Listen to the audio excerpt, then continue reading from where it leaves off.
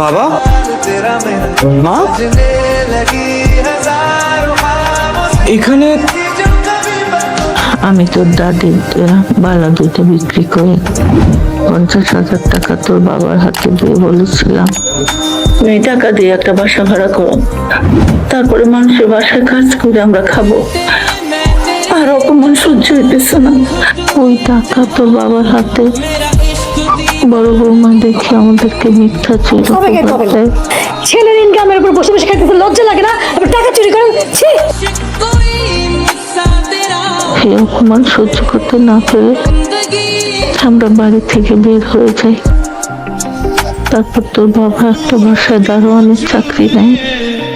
সে বাসার সামনে বৌমা আজকে তোর বাবাকে দেখে আমাদের এখানে নিয়ে আসে।